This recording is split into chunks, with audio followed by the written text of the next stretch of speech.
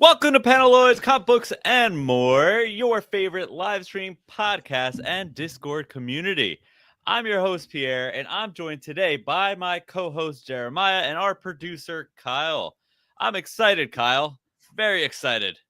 Why am I excited? We got the creator of Briar in the house. That's right. You didn't think I was going to mention that, but I didn't. It happens to be one of my favorite books. Ah. Moving on, we also have those recent DC horror covers, you know, the ones where like the Justice League's like tied up, right? And they're all messed up and there's a bat coming out of Batman's mouth. Yeah. Well, if you don't look it up, it's dark as hell. We got the artist for that here too. We're bringing you an exciting, sexy, and gritty conversation with two incredible guests. The creators of Out of Alcatraz, writer Christopher Cantwell, and the watercolor wizard Tyler Crook. A match made in heaven, if I say so myself. We got a sneaky peeky at this book, so stay tuned. Yep, yeah, Kyle, that was me. I'm sorry. Yeah, sorry. I love when I write something Yep. so nicely and you just erase it. I'm gonna say that I definitely molested your intro. I'm gonna just put it like I'm that. glad you kept the watercolored wizard. I wanted to Watercolor wizard is cool. That's As long as good. Tyler It was likes it, I think it's pretty good. I like it. It was very, very well put. So I Tyler had to doesn't like it. it. Never call me that again. Well, moving on, guys. Thank you for joining us. Could you share with our viewers who you are and your careers in the world of comics? Chris, we'll start with you. My name is Chris Cantwell. I've been writing comics since I think 2018. I wrote a Doctor Doom series. I've done a bunch of work for Marvel. I wrote on Iron Man for 2 years, and then a couple fun miniseries that less people read because they were weirder, but I really loved them. And I've done some stuff for DC as well.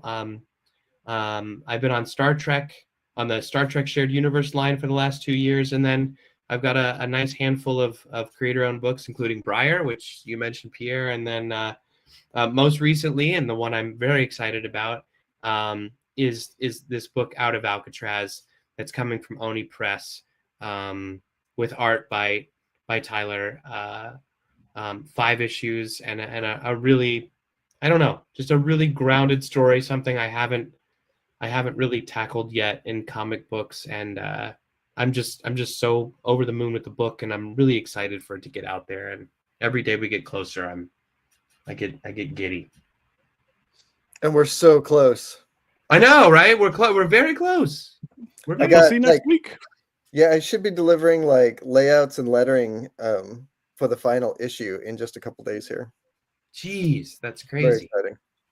Very, very exciting, guys. Is it sad, Tyler? Because I told my wife at the end of the book just verbally, and she burst into tears. Now, granted, my wife had a lot of her other stuff going on at the time, so it wasn't Yeah, we kind of all do. with the end of the story. But she was upset. But that doesn't spoil anything, because I think it's more than just upsetting. Yeah, it is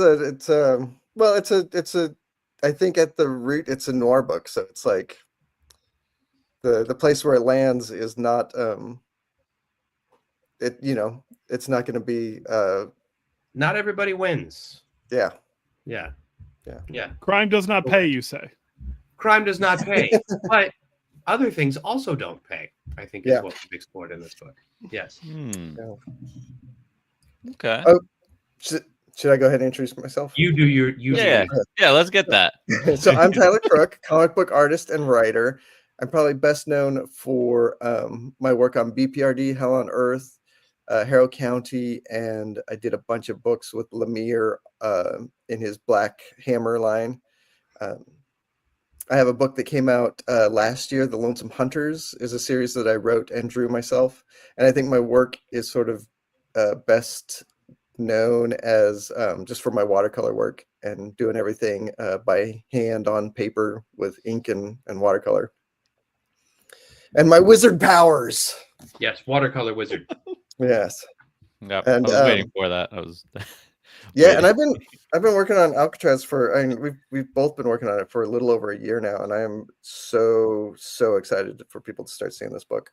Yeah, same. Yeah, and So- like you, I think this isn't quite a book. This isn't a book that I've really worked on. Like my very first book, Petrograd, was historical fiction, and this is historical fiction. But this one is a lot more.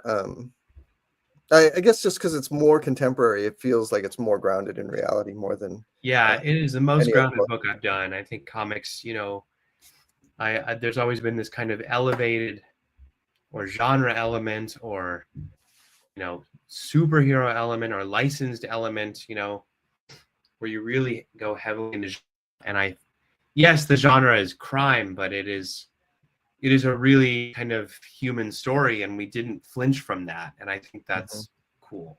I think that's cool. I think there's so many people who get like caught up in comics being a visual storytelling medium that they feel like it has to be that you have to show something fantastical in it, that because it's visual, you have to show something that you can't look at with your naked eyeballs. Yeah, And, exactly. Like it's like the book must have a dinosaur filling out his tax return. You know what it's yeah. I would read that book and it probably would be great, but also it's like, yeah, the humanity and the acting in this book, for a lack of a better word, like just the expressions, it can really, the tableaus of it, I think really carry us. And I feel like you've gone above and beyond with those moments, because I actually do hear from comic artists that I work with, and I don't fault this for, I don't fault them for this at all, but it's more from when I'm on licensed work, whether they're like, I just don't want to draw a lot of people standing around talking. I get that, because the people are like cyborg, and you're like, what? And so like, but I think that, and our book isn't that either, but there's some real kind of quieter dramatic moments in this thing that I think really are vital on the page and dynamic in the way. There's a lot of emotion just in the first issue alone, and the emotion is what's carrying the story. Yeah, for sure. I was going to say that it's not a lot of people standing around talking. It's a lot of people sitting in cars talking. And with the cars look cool, and they're period. You know what I mean? Like there's moody lighting. Yeah. Like we get some tense car scenes, but like like in TV, some of my favorite scenes are like when everyone has dinner and they all hate each other. You know what I mean? Like I love scenes like that. Like where you can just kind of get into vying perspectives that are both valid and have characters just kind of go at it. And I feel like we get to do that a little bit in this book, and still do the crime thriller elements of it, where there are kidnappings and there are shootings and there are there is violence, and there is threat and there's suspicion and paranoia and all that stuff is at play. Yeah, and I've been, like I said, I'm just working on the layouts, and there's this whole climactic scene that staging it, I had to go back and redo stuff so many times because it is such a complex like climax that and everyone's got a gun, and who's got the gun, sort of a thing. And where are they? I'm like, I'm very excited to see that, and I also apologize beforehand for any confusion I may have inadvertently provided in the scripts. I just want to confirm. So there's no dinosaur then. The dinosaur's implied. The what? It's implied. It's implied. Yeah. It's off panel. All right. I was getting something from that first issue. It's just I thought it's all just for something- characters doing the standing up in the Jeep, but then never cutting. We never cut to the dinosaur. Never, there. never reverse angle. Feel it. You know what I mean? Yep. Yes, I saw it. It's like that producer at Universal in the 30s, right? Where he was like, was it the Leuven effect? Where he was like, it was less expensive to show the monster, and he's like, well, we should feel the monster, and we don't cut to the monster. We feel the monster, and because whatever we do in the makeup department, it will be no match for the imagination of our audience in the theater. And even though he was really just cost cutting, he was kind of right in some ways. We got kind of serious, but there is no dinosaur. There's no dinosaur. I'm sorry, guys. You heard it here first, folks. Panelwood's got the clip. There's no dinosaur. Exclusive scoop. No dinosaur in Out of Alcatraz. Yeah. Chris, could you give us maybe a brief synopsis of Out of Alcatraz? I know we kind of gave a little bit of but just hit it home. Give us the full synopsis. Sure. Here we go, guys. So in 1962, which was a year before Alcatraz Federal Penitentiary closed, it was a federal penitentiary. Most people who ended up at Alcatraz were not sentenced directly to there unless they were big ticket folks like Al Capone.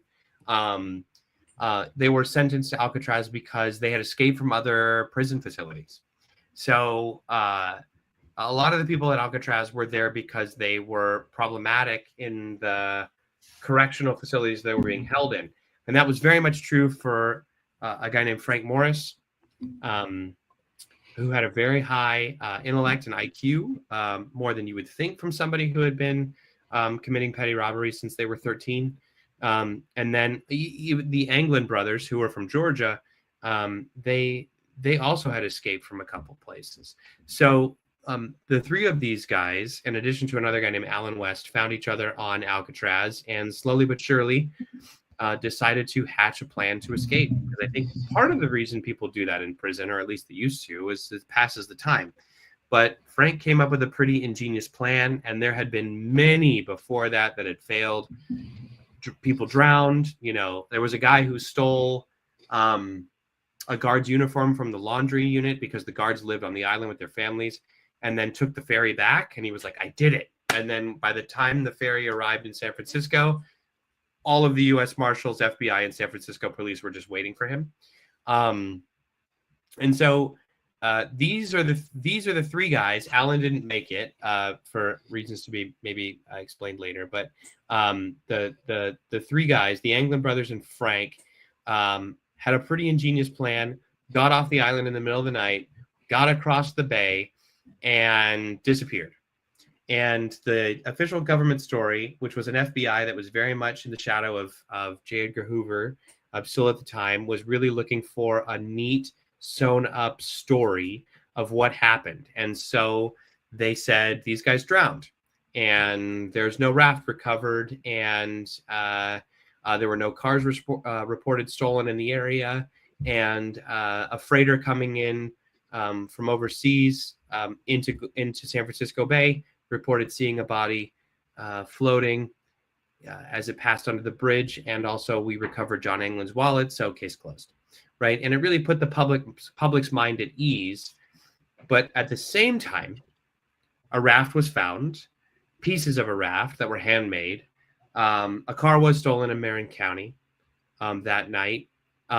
It's hearsay that this freighter saw the body because they never got official statements from the freighter crew or saw the body, and the wallet was lost. So there's not really a closed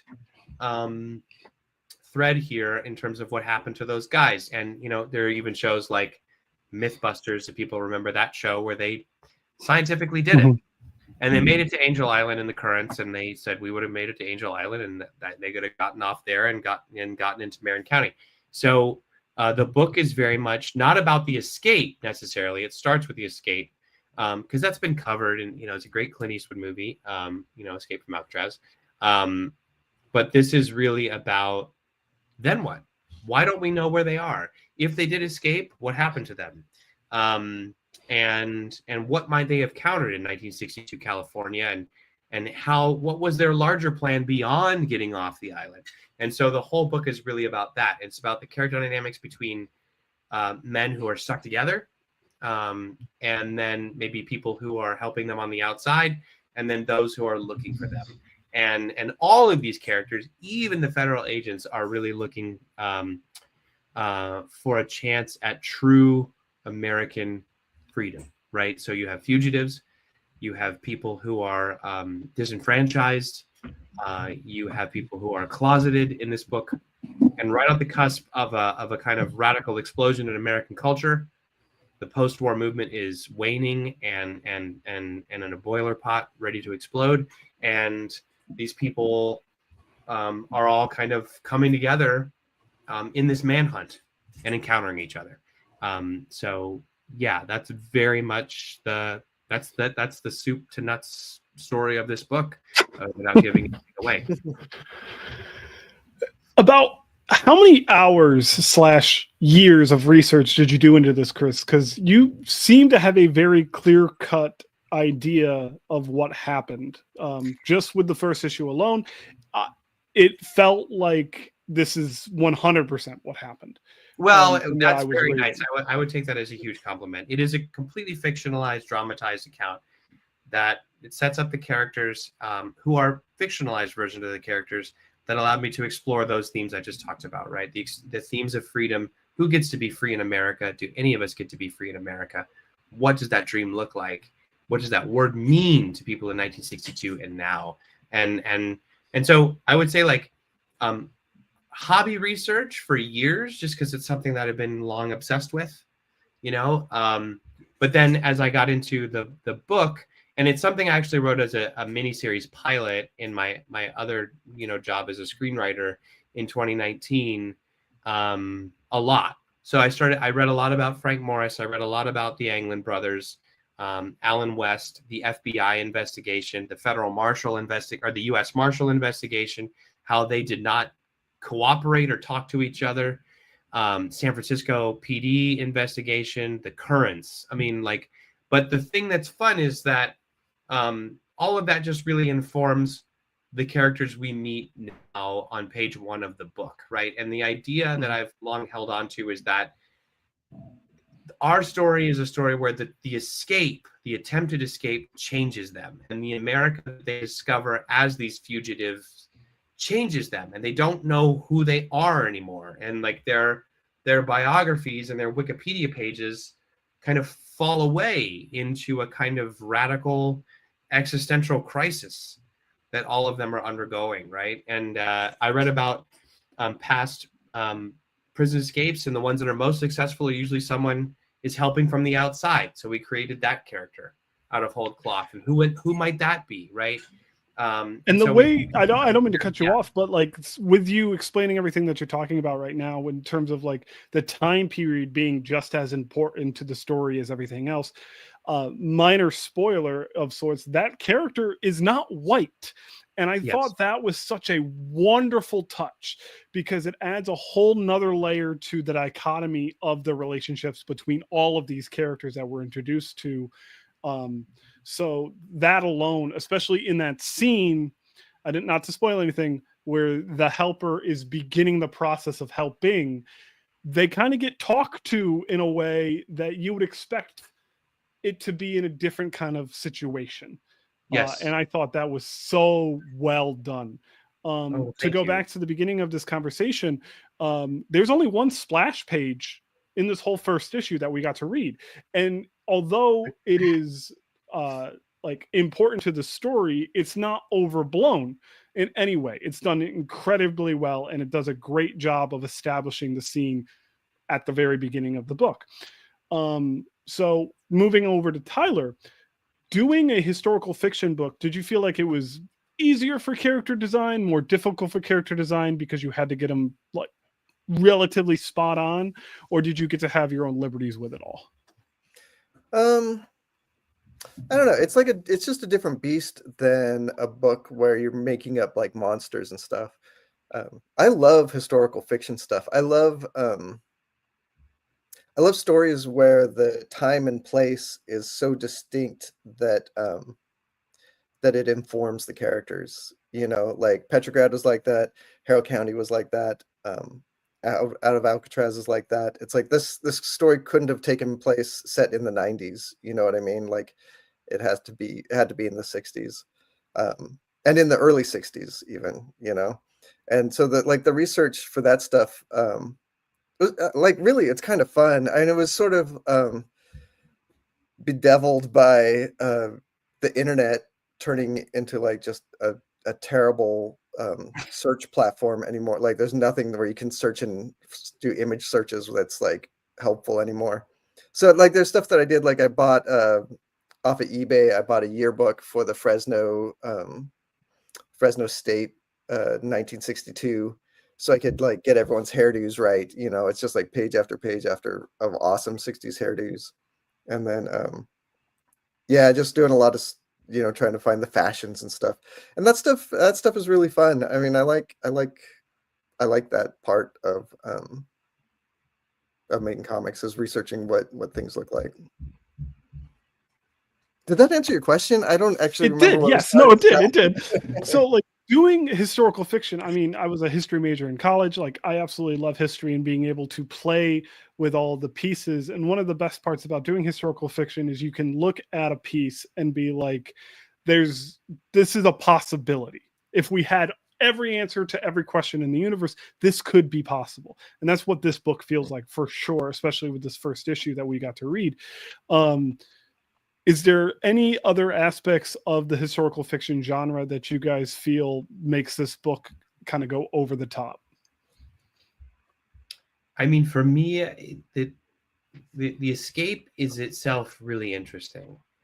And the fact that it happened in 1962 is very interesting, because I know I said a little bit of this earlier, but like the next year, the prison closed, right? Like they couldn't keep it going.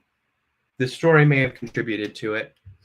But that idea of like the lawman will lock you up forever was challenged.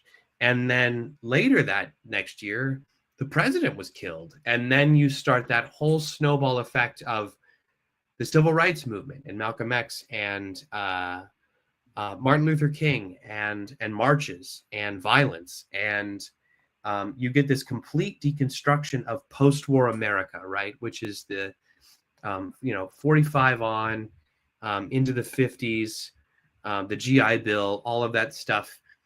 It begins to fall away until you get into 1968, which is arguably the most radical year, in American politics, leaving aside whatever's happening now. But I'm just saying, like, you're losing Bobby Kennedy, you're losing MLK, you're losing you're losing Malcolm X, you're having the 1968 Chicago Democratic National Convention riots, you're having the MLK riots, you're having the summer before that, you're having the Summer of Love in San Francisco, which is completely remaking a boomtown built on the gold rush and sales ports into something different. And this is the last kind of gasp of Steinbeck, California, of Old West California. And yet our characters are very emblematic or prototypical of what's coming, right? Like even the fugitives, where it's like, fuck prison, I don't want to be in prison anymore. And our character helping on the outside saying like, I want more. And even the federal agent saying, I want something different. I don't want these codified rules and these starchy suits and badges and bylaws and real politic. There's a real rejection of that among the entire ensemble, but set in a California of ranchers and farmers and Californios and heiresses of empresarios, generations on. And you're bringing all of that into this place at once. And I think it makes the tapestry just so much richer for these characters to navigate as they escape this world famous prison, My brain just exploded when it is true. It's the last threads of Steinbeck's California.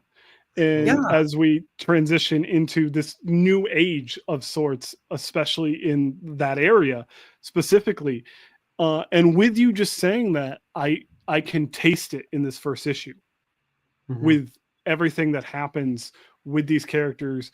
Again, I don't want to spoil too much, but the helper, I am so fascinated with that character as to what's about to happen. That is the character that has me coming back for the second issue, because that is the one that I can relate to in a way that, not knowing what tomorrow is or how to figure all this stuff out, because the variables are changing every second. Yes. The way that Frank and Clarence interact with what they have to be careful, but the way they interact with people in these small towns through Central California, yes, they could risk being identified, but the way that she has to interact with them is very tricky as well, because you mentioned she's Black, but she's also passing as white, and she's been using that in her life in recent, years, months, whatever. And so there's a real high wire act they all have to walk. Even the two feds. There's some real different shit going on with them that I don't think people would expect from your normal Dragnet kind of G-man character. Yeah.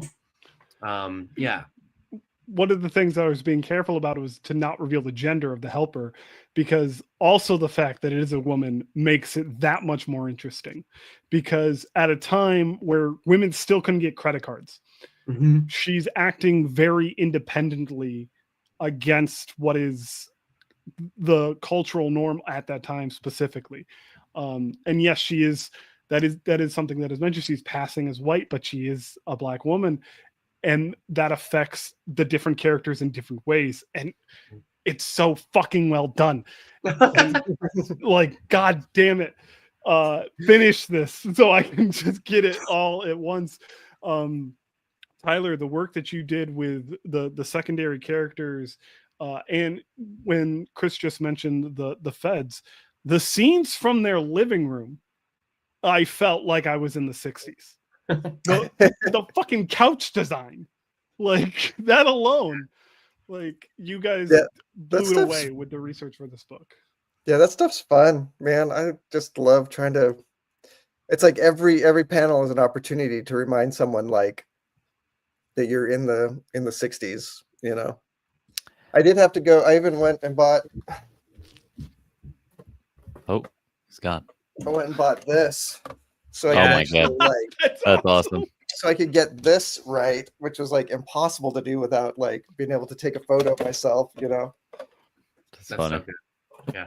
Yeah, I think to speak on the art, I love the grittiness of it. It really fits the time piece and what it is. But I think it was just so well done. And to Jeremiah's point, I was immersed in it. I didn't even realize I was there. It just felt like everything was just, yeah, that's the 60s. This is what we're doing.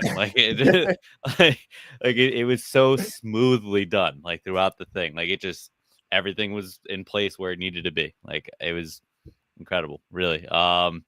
So with that, I do want to transition. Steinbeck air of I'm so glad that you caught up on that. That's a big influence, I think, for this book, is because it, as much as it is gritty and they're really kind of in survival mode, it's set against these bucolic.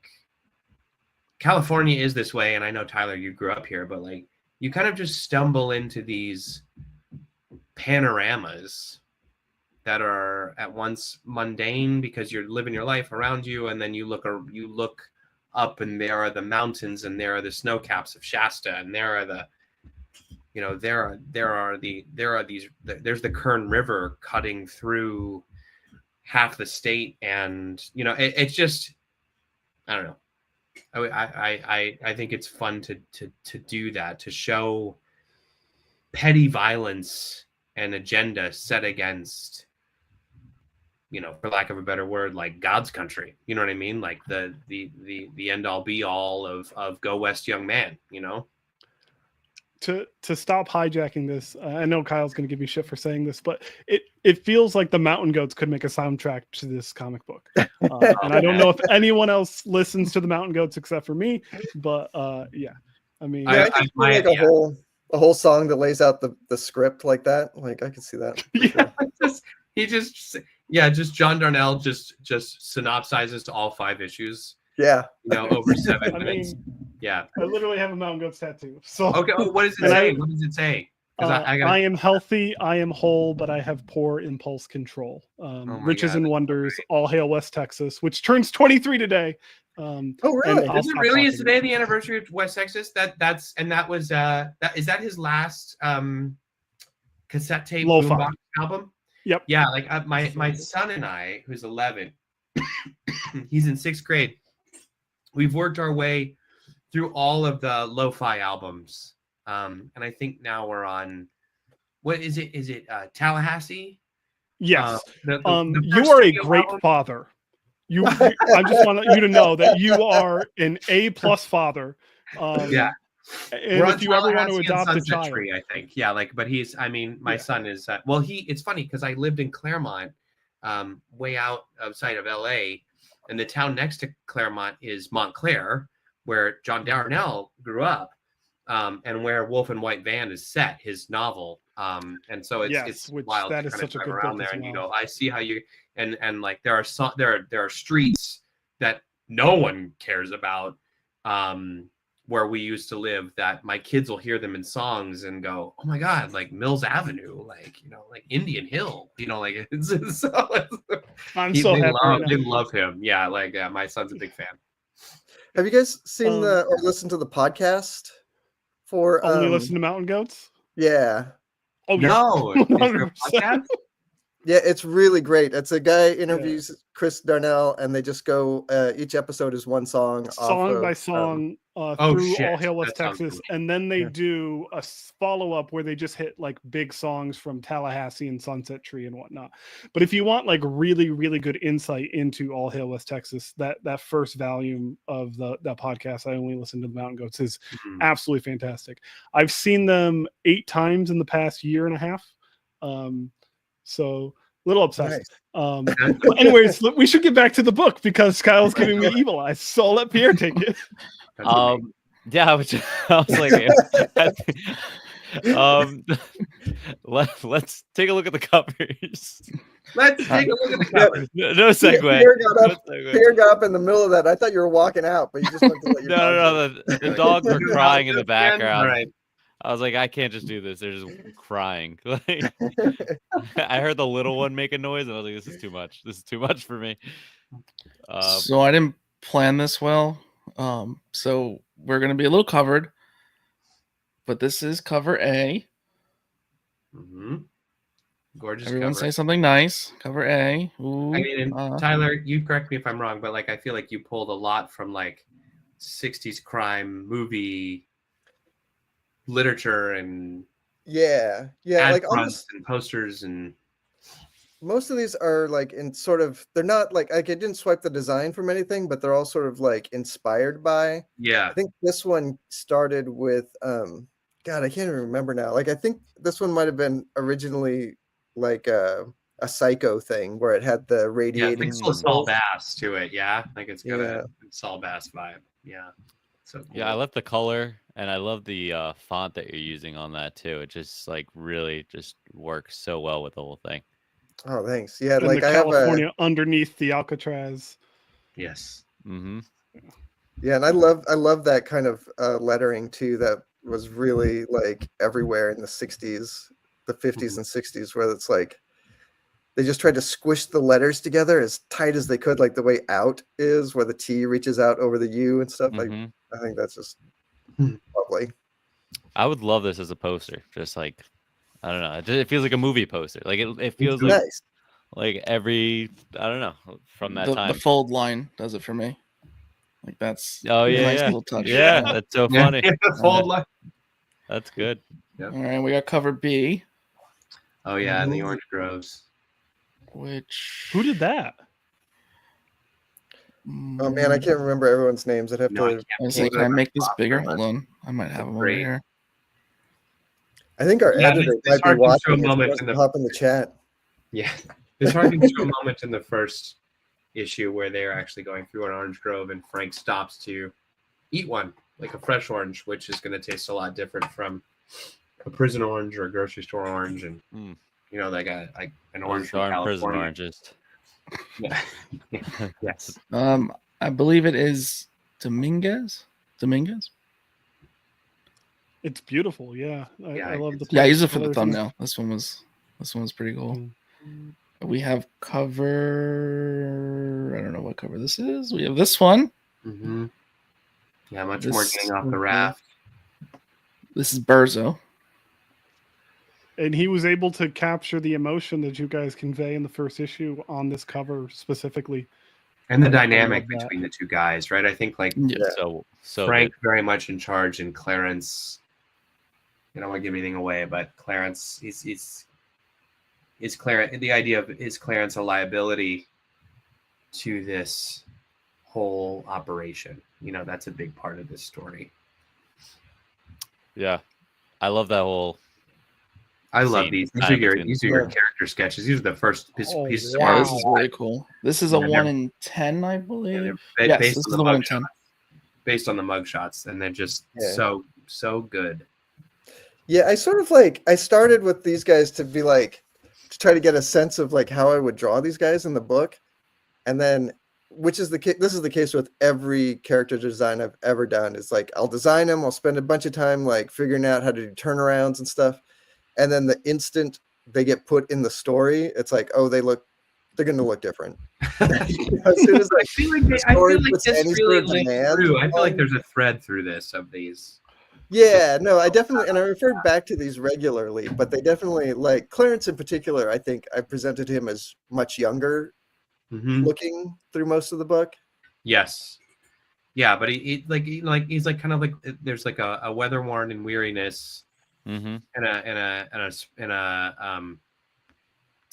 kind of a wariness to him as well. And then what I think Frank's smirk, which I feel like you emphasized a little bit more in this, more than the mugshot, like just kind of gives you a sense of his whole psychology in a way. Yeah.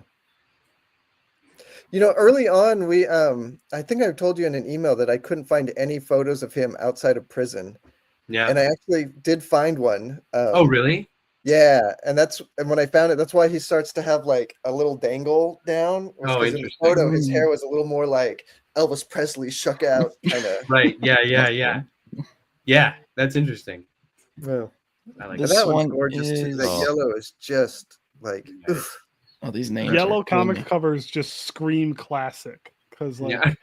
those early Carnival. Superman, those early Batmans, they're all bright yellow. Yeah. This Yeah, is well, this is and- 1 in 20.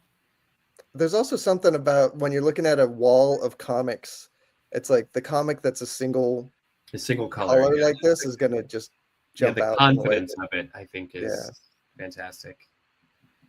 And then one more. This is a 1 in 50. Yeah, This yeah. is Oh, another one. Sherman.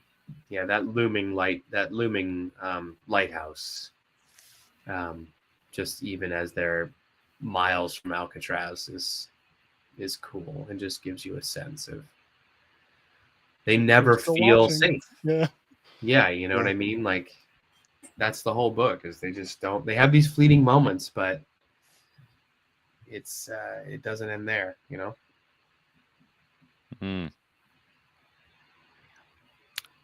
Thinking about Shawshank Redemption right now. I'm not gonna lie to you guys. Great movie. Great freaking movie. But Yeah. yeah, that's like it's giving me, especially like that one cover. I was just looking at the sunset. I'm just like imagining them, and now these characters, and it's just all merging together. It's a lot to take in here. What are you most excited for readers to experience with Out of Alcatraz? I mean, I would number one for me is Tyler's art. Like I think that's number one. And then I hope the characters and just really feeling the humanity of the characters and how lived in they are, you know, and getting invested in all of them, you know, not just the quote unquote leads, you know, like I think that I really want people to see, you know, very realistic people trying to make a go of it in 1962 California. I think that's key to me. So I want people to see themselves in these characters. You know, I really do. That was always a goal. Yeah, and I think I have the same thing. I want people to see my artwork. No, just kidding. But like I definitely want like I want the readers to feel invested in these characters and in the setting and feel like you know, there's like period stuff is like is challenging sometimes because sometimes you don't like like you just don't know what you don't know. Like for example, I had a friend who worked on colorizing old black and white movies for a while, and he was telling me that they went through and colorized a movie, and then it was the first movie they ever did, and then they had to go back and redo like virtually every other shot because they had made all of the mailboxes blue. Oh my God. Which of course they are now, but the movie was filmed in the 50s when every mailbox was covered with like extra paint left over from the war. So all the mailboxes were green. And like you don't know that, because especially all the photos are black and white, Right. Yeah. So like it's like I'm terrified that there's something like that has slipped through, but I think I tried really, really hard to, make it feel engrossing, like you're there. If there was something that slipped through like that, I feel like you could write a whole nother story about that one item that slipped through that. And that's where the supernatural angle comes in. Yeah, you just like boom, sci-fi connected. It'd be perfect. I just do. I would slip something in. If you haven't slipped it in, go for it. Put it in there. Actually, there was one that we almost missed where the police station in Reading. Yes. Where I was trying to confirm or find some different angles for the police station. And in that research, I found out that the police station we were planning on putting in the story was actually not the police station until like the early 70s. And I couldn't find the fact that you cared enough says so much. What? The fact that you cared enough to make sure you got the right police station, not the one that comes 8 years later, but the specific one. That's awesome. Well, and it only appears in one panel, really. Like there's one external shot where it really matters. But I ended up actually calling the library in Reading and talking to a librarian, and she pulled out a book from a local historical like zine that somebody had put together where they had a photo of the police station. So I got it right. That's awesome. Oh my God, that's awesome. Yeah, the attention to detail is a whole nother level. Yeah, read these comments. We got some clarification here. So that's from our editor. Yeah, that's from our editor. So Bess in the chat has said, I had to get my laptop instead of my phone. CVRB across the whole series is Oliver Dominguez, for the record. Yeah. So that's cover B. We also have cover C is Valeria Burzo with colors by Francesco Segala. That's the actual moon phase from that night. Oh, nice. So someone contacted Neil deGrasse Tyson to make sure it was the correct moon. I've been saying this in other interviews, but we do take this seriously. And we're like, so I told you that there were the feds reported no car stolen in the area that night, but there was one in Marin County. And Tyler drew that exact make and model of the vehicle that Frank and Clarence get inside and wire up. People, for no other reason to buy this book other than the fact that it's fantastic. The work they put in just researching this deserves your $5 a month. Yes. $5. I mean, come on. At this point, I 100% believe you guys were there. You might actually be the two people. You might be them. Somehow, this is what happened. Yeah, my dad is Frank Morris. Yeah, that's I'm convinced. Chris just wants his story told. This is a full true story. Deserve the truth to be known. Yeah. I took the Alcatraz tour in 2009, and I took the one that leaves later, and you get to see more and go into it, and it is really fascinating to not just see the cells in the mess hall, but also like where they would get their haircut, and where on Good Behavior they could work in the machine shop, which is where these guys ended up and started building their raft, and to see the homes where the guards lived with their families and what that would be like, and see how far it is, to get to land, and with those currents being that strong, and it, and yet, you could sit in your cell, and the windows are open, and you could hear the bustle of San Francisco. You could hear life proceed Freedom. on without you. And it is it's kind of a wild thing. It would drive you pretty wild to experience that, I think. And to say nothing of the army fort that existed there before, and the dungeons underneath, you know, like, I mean, like, where there really were no codified rules, and they're like, put them here. That, I don't know, man. It's interesting because it's such a bucolic, beautiful bay with this incredible work of quote unquote modern engineering, right? You know, and the plaque of the Golden Gate Bridge, you know, it says the mighty work is done, or something. Mighty work is finished, you know, or complete. And it is such a, like, touching God kind of thing.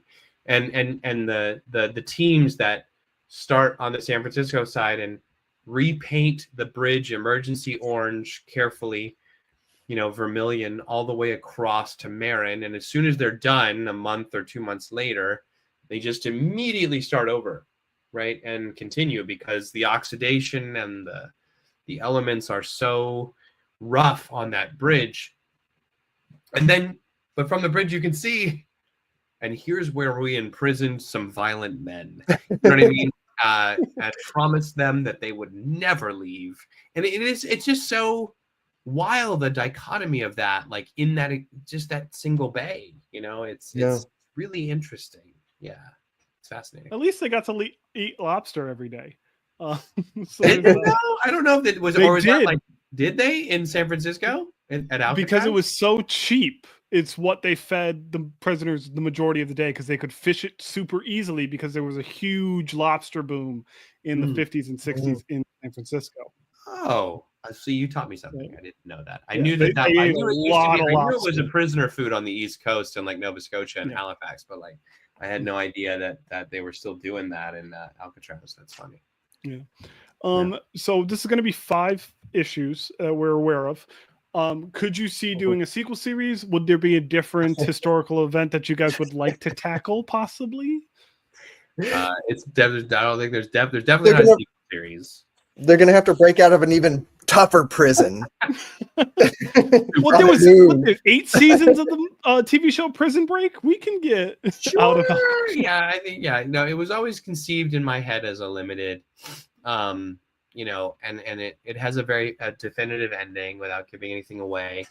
You know, but I think that even if some of it does seem open-ended, it's kind of like, where do you go from here as a character?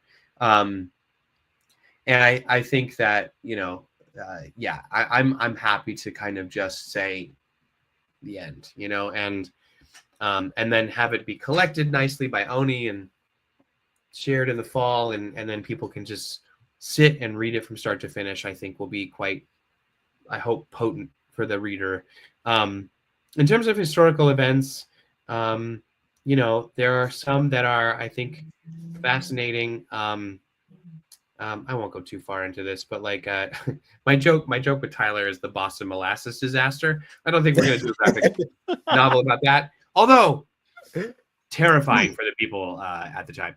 But like, 34 people drowned, right, in molasses? Yeah, no, it was bad. It was really bad. But so California, I'm very interested in California and California history, and I've been here for 25 years at this point. And you know, there are these. I've played with it.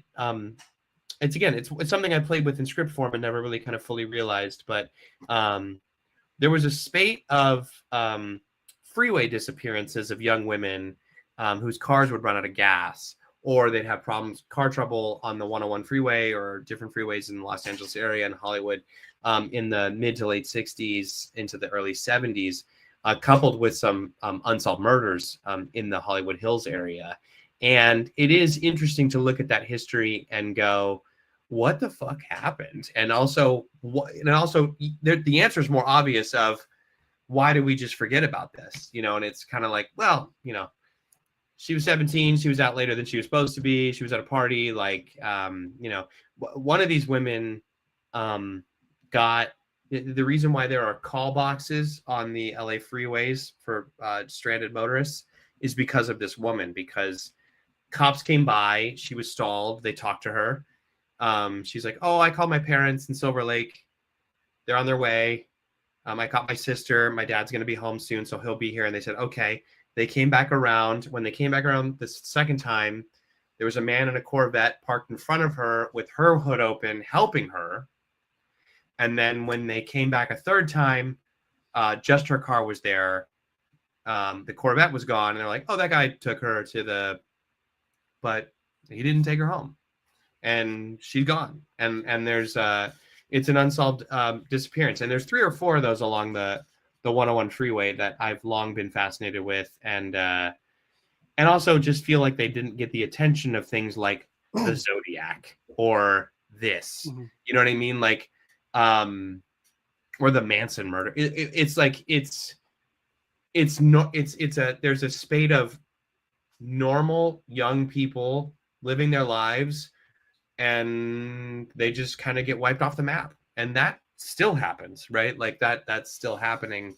And so there are things like that where I look at open-ended things or things that deserve attention almost, in my opinion. Where I go, is there a story there? Is there a story to tell there? Is there something to dig up there? Is, less do I go down the route of, I would love to adapt Lincoln's memoirs, like that's not, but like, it's those open-ended pieces where history kind of just stops for certain average people, and people look into it, and then resources and funding and other things that are happening pull them away. And then it just kind of atrophies and fades into kind of ghost-like memory.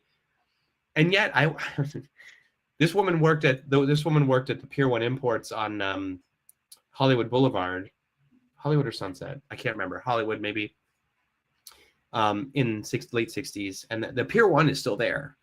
And she was going to go to she had a fight with her boyfriend. She was going to go to this party, and she got onto the, you have to know LA, I guess, but she got onto the Sunset entrance ramp and ran out of gas pretty quickly, and just was there for 3 hours until she wasn't. So it's, maybe I'm morose, I don't know, but I drive by that Pier 1 Imports, and I'm like, fuck, who inside that Pier 1 Imports knows this story? You know what I mean? Like, there's, you got a point that there, kind of sure. stuff, where you just, it haunts me, and I can't, there's no answer in it, and you can't shake it out of your head. And this Prison Escape was very much that too, for me. There's still a shadow, but the object is gone. How many people notice the shadow? Yes, exactly. And especially now, right? Where it's like, and Tyler, you were talking about how the internet becomes useless. It's like, I even like kind of hobby went through case files and stuff, the LAPD about this, and the CHP, and laws changed that protected people, but man, that woman, it and others, they just disappear. And some things you go, well, that's clearly connected to this, and then you get like Armchair Crime Guy and be weird, but like, that kind of stuff really fascinates me. Or like why the guy built the Integratron out in Landers, California, and claimed to have been visited by aliens, and then he died before he finished it, and no one knows what its true purpose was, but the structure is still there. Like, there's just things like that. They go like, it speaks to a human condition that doesn't fit with our kind of societal condition. And so it's kind of excised and left over to the side, and like, it's fine. Everything's good. And, let's read Profiles of Courage again. It's just, I don't know. Anyway, I talked too long. Sorry. Long answer. Well, I think there's also a thing. I can't think of a good example specifically from Alcatraz, but I know that like doing historical research, it's so hard to not find stories that are worth telling and exploring and making up, to explain historical events.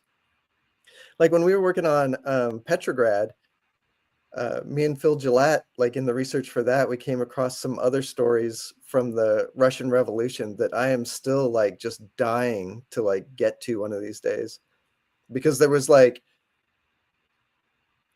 insane stuff. Like, people don't know this, but Stalin, before he was Stalin, his role in the Communist Party was a bank robber. He would, like, Like he did a bunch of I bank didn't know heists that. in Ukraine and Joe Georgia Stalin, and stuff. bank robber. Joseph Stalin, bank robber. And just stuff like that. That like. That sounds like a book. Always, and whenever something really extraordinary happens in history, it feels like there's always some character or some story that you come across in that event where you're just like, what the fuck? Yeah. What? I know that. How did that guy end up there? I'm like, another great one is like when you're like, oh, the guy who shot Reagan was a good a good friend of the Bush family, and his brothers were actually having dinner with George W. Bush and his father at that moment when Reagan got shot, and you're just I like, didn't know that. That blows my mind. That doesn't sound like a coincidence. No, it doesn't, right? But that's the thing. So this is the thing. So you point upon something really good, because I've written about the JFK assassination in some other comic work too, and like I went down all those kinds of rabbit holes, and it's interesting because like there's like this psychological theory about conspiracy theories where chaotic events and coincidences happen, and there's a conflagration of them, and there can be this tendency in the human brain to reject that kind of entropy in society, and so we go, no way, that guy had to have worked for this person, and this all had to be part of a thing. And even though that story is scarier and more nefarious, your brain actually relaxes because it has, quote unquote, solved something that is actually quite chaotic, which is a 24-year-old guy who believed he was much more than he actually was, and was abusive to his wife, decided one day and had enough and said, I need to be more than I am. And I'm gonna see if I can get a shot at this guy up on the 6th floor of my shit job. And lo and behold, he made the $1 million shot and killed the president of the United States, because you wrap your head around that truth. And then you look at all of the other loose ends that the Warren Commission left out, because they were like, it wasn't communism, it wasn't Cuba, it wasn't Soviet Russia. And you go, holy fuck. Because then if you look at that and you go, if a 24-year-old kid, like who was too smart for his own good, could just go, hey, you know what? And change the free world forever, then what does anything mean? You know what I mean? And then your brain really starts to unravel. So you have to go, it was the CIA. It was the mafia. You know what I mean? Like it gets crazy. Yeah. That was slightly inspirational though. What was? You at 24 can change the course of the world. I mean, I would recommend not doing it that way. I'm just going to go on record and say maybe there's other ways to do it, but like, like it is wild where you just kind of like on a lark can change the history, like the course of the world. I mean, like that's then that calls into question everything. There's like, well, then why do I have to pay income tax? You know what I mean? Why do I? It's the 16th Amendment says we do. Like, but that's like why do I need to go have a job? Like it's so wild because it shakes the foundation like in an earthquake way when shit like that happens. Where you just go, huh?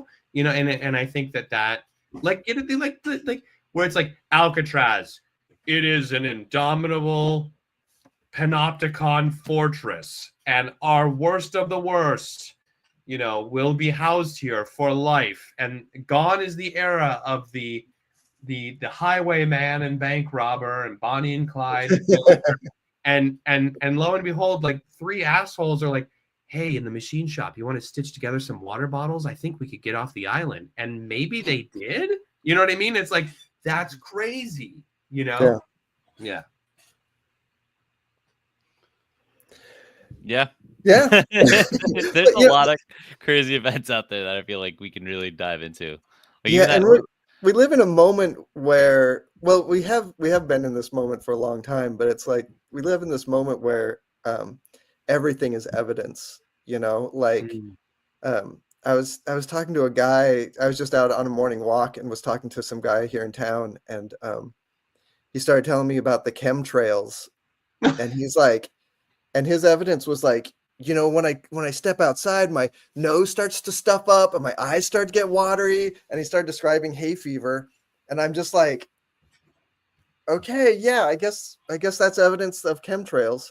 Well, What you and should like do, Tyler, is you should leave him the DVD of the Todd Haynes movie safe on his doorstep, so that he then watches Julianne Moore become more and more convinced that she's being poisoned by chemicals around her until she ends up locked in a submersible metal dome separated from her wife and kid, and then see how sick he feels when he walks out the next day. It's funny. This is the same guy. Actually, I saw him at the grocery store and I was wearing my mask, and he had some comment about how masks are like bad for you. Did you say I'm wearing it because of the chemtrails? Yeah, it's like I'm not breathing in chemtrails, bro. Yeah, exactly. This is the chemtrails. This isn't anything else. That's all. That's all a false flag operation. This is for the chemtrails. God. Yeah, I don't know, guys. Yeah. We have no answers for you. We just made a book where maybe we had some questions that we posed. Well, I think we did a good job of not like doing a conspiracy theory book, where it's definitely grounded in like it's a story about people and not about the event, Yeah, like if or you watch about like the Escape from control of Alcatraz, the story, like, or any of that stuff, like I think that's like important. the Alcatraz movie with what's his name, Eastwood. Clint Eastwood. Yeah, like that's like it's a pretty good movie, but it's not about the characters. No, it's about the mechanics and the cleverness of the thing, which is amazing. But also, like it. I think we get to ask the naughtier question, KNOTTY. The naughtier question of like, then what? You know what I mean? Like, then what do you do? I think that's the wild thing. Yeah. Did you ever see History of Violence? Yes. I love that's one of the few movies that I thought was actually better than the comic, and it was mostly because of the ending. And there's that moment where I'm just about to spoil the whole thing. I guess it's not much of a spoiler, but it's like the last 15 years old. Spoiler alert. The last scene in that movie, they sit down, this husband and wife, after all of the events of the thing, and they just sort of look at each other and they're like, "What now? Right? What do we do? What do we do after that?" That's a really interesting scene where you go like, it's not like we made it. It's like I think speaking of prison movies, like have you guys ever seen Papillon? So Papillon is Steve McQueen goes to I think it's a French Algiers prison, and it's rough. And Dustin Hoffman is inside, and Dustin Hoffman has basically been like mentally worn away by this place, and he's just kind of an eccentric and can't really function. But and again, spoiler alert for Papillon, which is also a great novel. But Steve McQueen is like, I am getting out of here, and he, spoiler alert, does, and he gets out on this kind of raft flotilla thing, and he's just in the fucking ocean. He's in the sea, and all he's yelling at that moment is I'm still here, you bastards.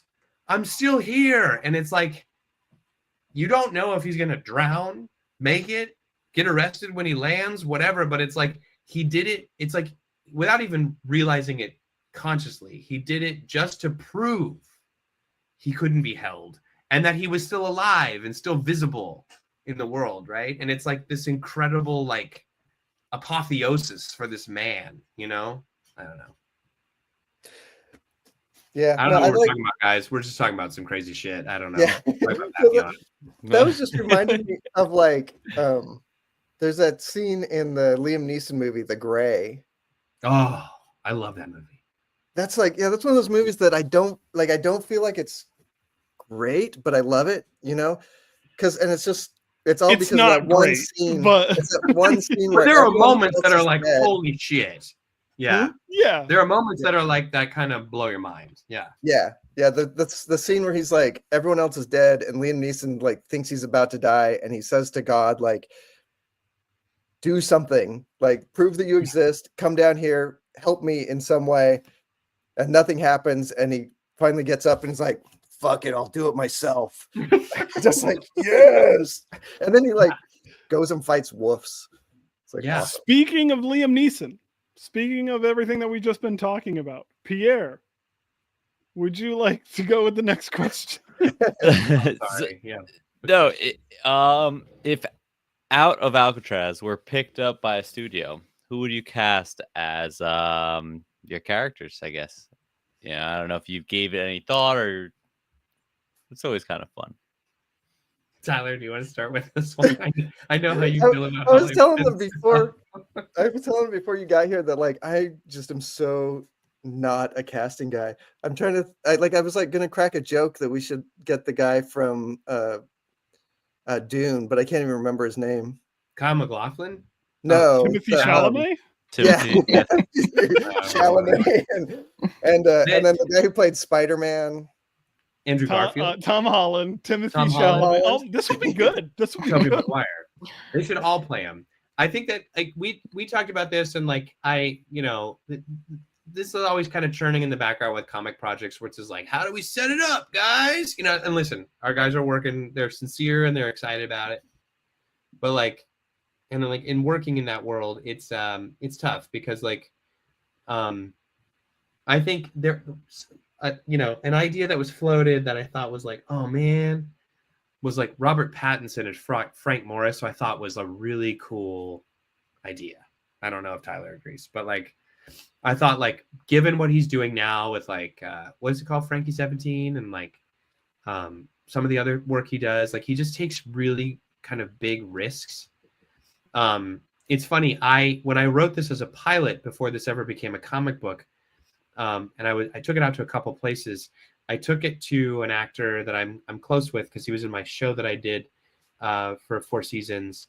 I took it to an actor named Scoot McNairy, who is that same kind of squat, wiry build. And I was like, I almost wrote it for Scoot, at least in the script pages for Frank Morris, just because a guy like that who just seems they can have violent tendencies and make decisions that you might not agree with morally, and yet you are still with them. And that really is such a specific type of actor where you want to stay with them and you understand where they're coming from. And you're like, yeah, like I actually just watched Casablanca last night with my wife. We went and saw a screening of it. And it is interesting because like you watch that movie and you're like, war and good causes can sometimes be won by bastards. Like Rick in that movie he's a better person. He's got his, his history of like, I ran guns in Ethiopia and I fought against the fascists in Spain, but like now I've given up and fuck everything. And like, and you don't really buy it. And he does some things that are good, but like he wouldn't be able to pull off the plan he does at the end without also kind of throwing some of that morality and self-righteousness out the window. And then the only guy that allows him to pull it off is Captain Renault, like the Claude Rains character, who is even more corrupt and like gladly celebrates it. But he's the guy that shoots the Nazi and goes, fuck it, and throws away the Vichy water. And it's like, to me, like that kind of is where our characters live. And we don't lionize them, and they're not like, like, listen, Babyface Nelson and Frank and John Dillinger and Bonnie and Clyde, they killed a lot of innocent people, and it's not great. But there was a celebration of, fuck, I have no agency. The Dust Bowl is happening. The stock market is crashed. I'm on the breadline. I'm following the rules and getting nothing.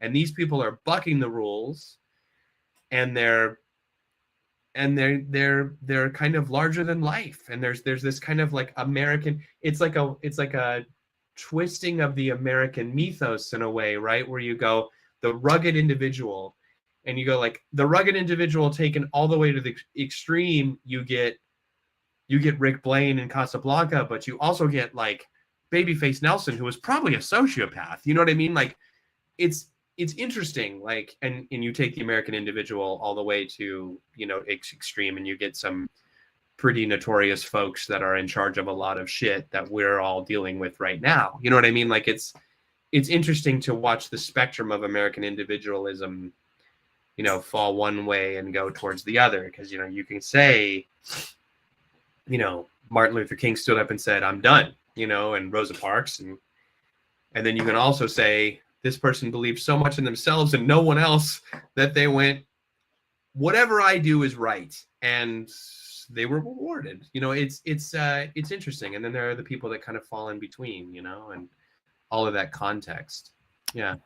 The more and more I hear from you, I feel like I need to see more time period pieces. just your own reality of what happened in these time periods. Because do you mean like movies? No, just you writing. Like, I want more of it. You kept talking. I was like, I started thinking, imagine him writing Genghis Khan. Like, this is what I was like. This man could tackle any situation and give us a true story that we would actually believe happened. And I'd be like, that's Genghis Khan. That's what was happening in Genghis Khan's mind. The funeral of Genghis Khan had no witnesses. I mean, I feel like Tyler you could go back and rewrite all of history, and I would believe all of it. I won't go into it, but have you guys ever read about the sword of Attila the Hun?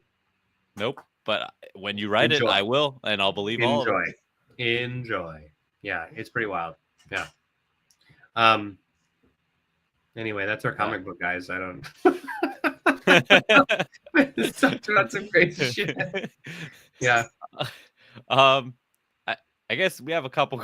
Just one question here to left. Would you rather live in general population for a year, spend 3 months in solitary, or risk your life in a raft in shark-infested freezing water? I mean, what would you like to do?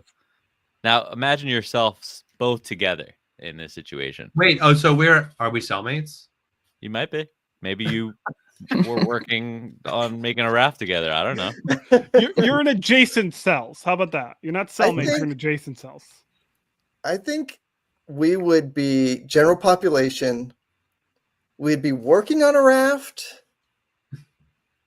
But, you know, maybe it'll work out. Maybe we'll get it done.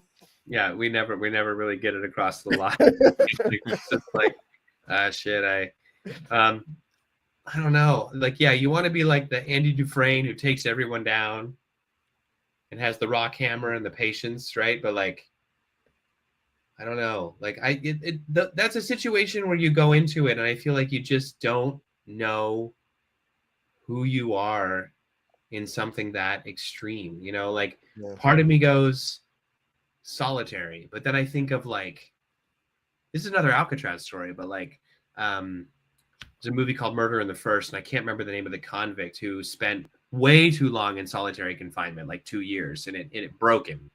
And when he got out of solitary confinement, he was so disoriented by being put back into Gen Pop that he immediately, like within an hour, like stabbed and killed someone in the mess hall, and then was on trial for murder for that. And then the lawyer, you know, realized, my God, he went to prison. The first thing he went to prison for was stealing some bread for his sister, you know, and then one thing led to another. And then he's in solitary confinement because he tried to run and they cut his Achilles tendons, and meaning the authorities there. And then they put him in solitary confinement for fucking 2 years or more.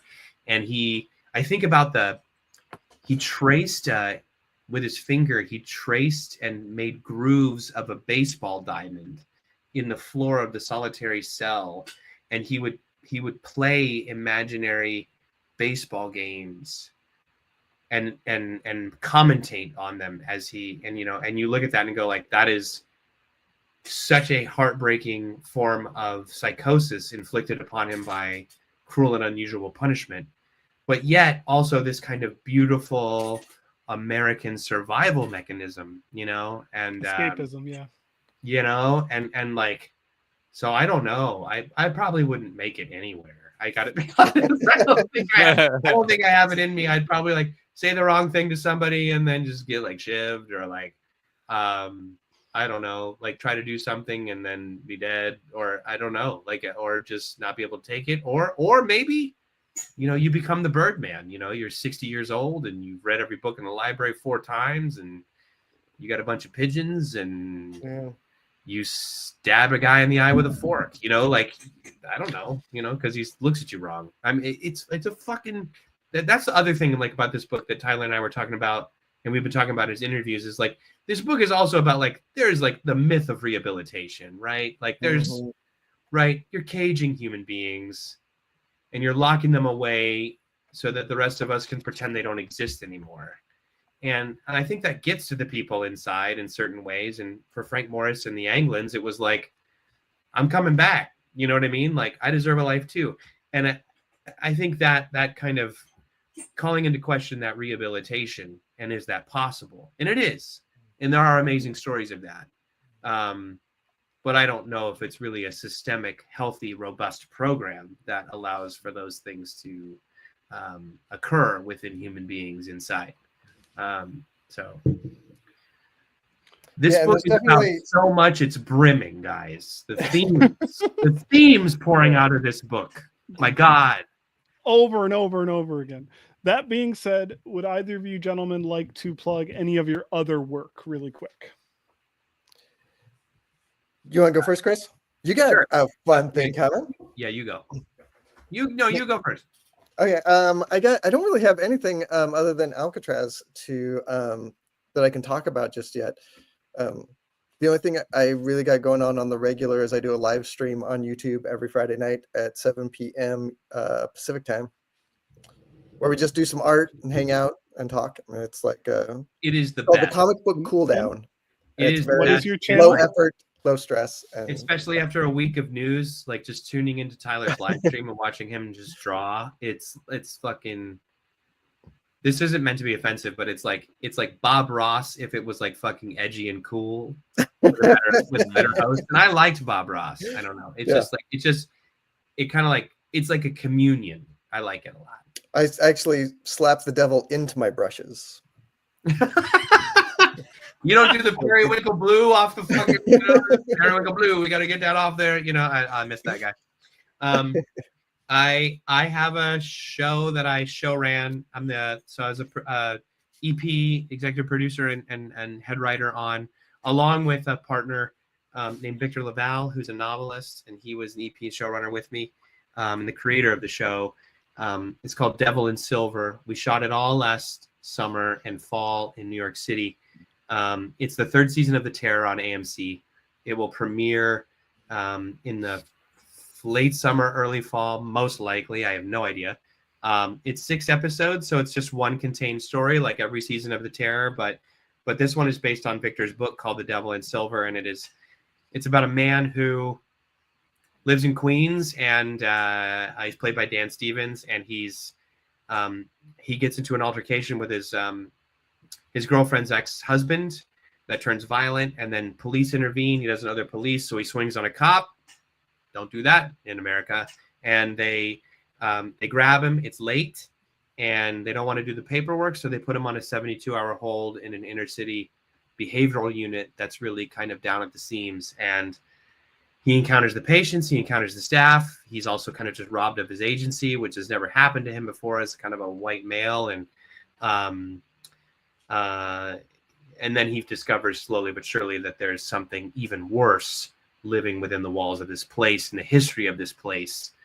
And he has to contend with that as well as some of his past sins that are nigh unforgivable. So I'm really proud of it. It's 6 episodes and a show about kind of like masculinity and rage and how people that you lock away and forget about are human beings as well. Like we just talked about, right? Like, I think that we really get to know the staff. We really get to know the patients and their issues and their problems and their needs and their wants and their desires. And it's a beautiful ensemble. We got a great cast, and it's funny and scary and, also like inner city New York. We got like certain shots that are like right out of Taking of the Pelham 1, 2, 3, like that's just that kind of stuff. So that comes out later this year. Awesome. where can our viewers follow you for updates? I am on Blue Sky and Kara. I still have an Instagram account, but it's I'm gonna probably murder that account later this year. I'm actually just waiting for Alcatraz to come out, and then it's like no more meta for me. And yeah, and I have a website, mrcrook.com. I should probably do that. I should probably get a website. I'm not on anything. I used to be. I was on Blue Sky and I was on Instagram. Instagram mostly it was private for my kids and friends and family. But yeah, same reasons. Got off Meta, done with that. And Blue Sky, similarly, it was just like this. Just it's becoming big enough where it just feels like everything else. And so yeah, the place you can find me is conventions. I'll be at Comics Pro this weekend. Tomorrow all day for Alcatraz events. And then, I'm on the shelves here and there. I'm in a random DC book here and there once in a while, and then I'll be on this, and I'll be on your show, the backlog. You want to find me? Come see the crazy shit I said on February 18th. That's where I'm at. Explore the mind of Chris. Christopher Jeremiah, I have a Cantwell. question for you. Yes. Which Eisner do you think? What do you mean? Oh, for this? Mm-hmm. Oh my God. Best you painter jinxed it. by far. None. No. He's a harsh critic. in the middle of a no-hitter, None. where you're like, this is it, man. You're gonna strike them all out. We're getting champagne after this. And he gets up I think Grand Slam. I think this could be best limited series. I think this could be best painter. Not that your writing isn't amazing, Chris, but I've only read the first issue so far. And hey, man, my wife wants to get me a T-shirt that says "Critical Darling," so I'm fine with that. I always feel like I should at least get nominated for best painter. Like, even if I'm not the best painter, there's only like 3 people. I doing thought you painted were comics. nominated for Harrow. Were you not? No, that category didn't exist when I was doing Harrow that I'm aware of. I don't think it existed. Oh no, it was the year after. You're right. It was the year after that they separated painter and whatnot. Yeah. So FOC is 2/24 next week. So so tell do your it local now. comic book store Do to it order this now. It won't be a problem with Diamond, so don't worry about that. And it hits shelves when, gentlemen? March 19th. Is that right? So 1 month from today. Yeah, I think it's a month from today. Yes, March 19th. March 19th. Thank you. Yes, March 19th. Wow. All right. Well, thank Right around the you. corner. Thank you both. Thank you, guys. Thoroughly Thank you so much impressed. for having us. Of course. Thank you. Anytime. We will Yeah, that definitely was do a this fun, again. like, just get online and talk about movies for a while. That was pretty fun. I No, know, I- right? Yeah. I kind of liked it. I just got to sit back and just, have my own little Enjoy. live show here. It's perfect. Taking some notes where you're like, Yeah. all right, got to see this, got to read this. We had a few TikTok viewers over here. We'll be purchasing. We got a few pre-orders. So Oh, nice. we, the hour and 23 minutes you gave to us, at least 3 sales. You know what? Conversion rate, it's pretty good. Not bad. Pierre, you want to hit us with the outro? That's a wrap for Panelids, Comic Books, and more. Big thanks to our guests, Christopher Cantwell and Tyler Crook, for joining us. Don't forget to pre-order Out of Alcatraz at your local comic shop. It's one you won't want to miss. Catch you guys next time.